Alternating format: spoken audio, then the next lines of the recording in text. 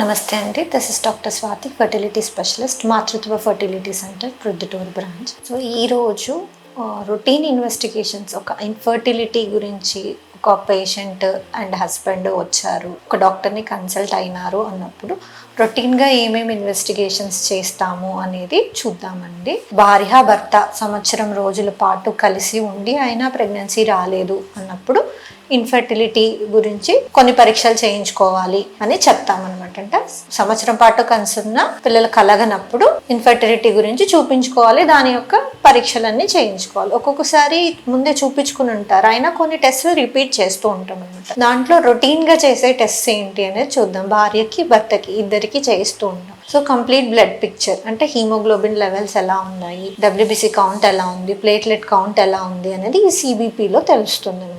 So కొంతమందికి blood తక్కువగా ఉండొచ్చు ఆడవారికి, సో కొంతమంది రేర్గా మగవాళ్ళలో కూడా బ్లడ్ తక్కువ ఉండే అవకాశం ఉంటుంది. అందుకు రొటీన్గా సిబిపి అనేది చేయిస్తామన్నమాట. రెండోది వచ్చేసి ర్యాండమ్ బ్లడ్ షుగర్ లెవెల్స్ ఎలా ఉన్నాయి. సో ఫ్యామిలీ హిస్టరీ ఉన్నా, పీసీఓడి ఉన్నా, ఒక్కొక్కసారి డయాబెటీస్ అనేది ఎర్లీగా వచ్చే అవకాశం ఉంటుంది. అందుకు షుగర్ లెవెల్స్ అనేది కూడా చెక్ చేస్తామన్నమాట. సో వైరల్ మార్కర్స్ అని చెప్తాం, హెచ్ఐవి, హెచ్పిఎస్ఏజీ, హెచ్సివి, విడిఆర్ఎల్ ఇట్లాంటివి రొటీన్గా టెస్ట్ చేస్తూ ఉంటాం. ఎందుకు అనంటే జనరల్గా డేట్ వచ్చిన తర్వాత స్కానింగ్స్ చేస్తూ ఉంటాం, విజనల్ స్కాన్స్, అండ్ హస్బెండ్కి సెమెన్ హ్యాండిల్ చేస్తూ ఉంటాం. సో బాడీ ఫ్లూయిడ్స్ అన్ని హ్యాండిల్ చేస్తూ ఉంటాం కాబట్టి ఈవెన్ మీరు వైరల్ మార్కర్స్ చేయించుకున్నారు, ఒక 6 months దాటింది అని అంటే ఖచ్చితంగా రిపీట్ చేస్తూ ఉంటాం అనమాట. కంటామినేషన్ అనేది జరగకుండా, ఇన్ఫెక్షన్స్ ఏమైనా ఉన్నాయో లేదో తెలుసుకోవడానికి. సో రొటీన్ బ్లడ్ టెస్ట్ అనేది కూడా మనకి చాలా ఇంపార్టెంట్.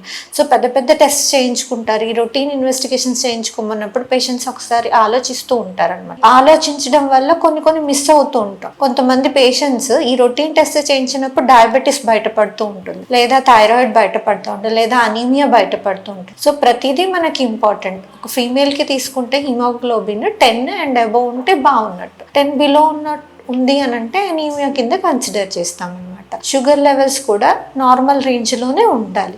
సో ఇవన్నీ నార్మల్గా ఉన్నప్పుడే కన్సీవ్ అయ్యే ఛాన్స్ ఉంటుంది. అలానే ఎనీమియా ఉండే వాళ్ళు కన్సీవ్ కారా అనేది ఏం లేదండి. బట్ ఫర్టిలిటీ ఇష్యూస్ ఉన్నప్పుడు ప్రతిదీ కరెక్ట్ చేసుకొని మనం ముందుకెళ్తేనే బాగుంటుంది. సో ఈ రొటీన్ ఇన్వెస్టిగేషన్స్ అనేది హస్బెండ్కి చేయిస్తాము, వైఫ్కి చేయిస్తాము. సో ప్రెగ్నెన్సీ రావాలంటే హస్బెండ్ ఇంపార్టెంట్, వైఫ్ ఇంపార్టెంట్. 50% రెండు కలిపితేనే మనకు 100% వస్తుంది. సో ఇద్దరికి ఖచ్చితంగా చేయిస్తామన్నమాట. సో రొటీన్ ఇన్వెస్టిగేషన్స్ అనేది చేయించుకోవడం కూడా మనకి ముఖ్యమే ఒక ఎవాల్యుయేషన్ చేయించుకునేటప్పుడు. సో రొటీన్గా హీమోగ్లోబిన్ కానీ, షుగర్స్ కానీ ఇవన్నీ చేసుకుంటేనే మనకి ఏదైనా అబ్నార్మాలిటీ ఉంటే కరెక్ట్ చేసుకొని ముందుకెళ్ళడానికి సార్ట్అవుట్ అవుతుంది అనమాట. థ్యాంక్ యూ అండి, థ్యాంక్ యూ ఫర్ వాచింగ్.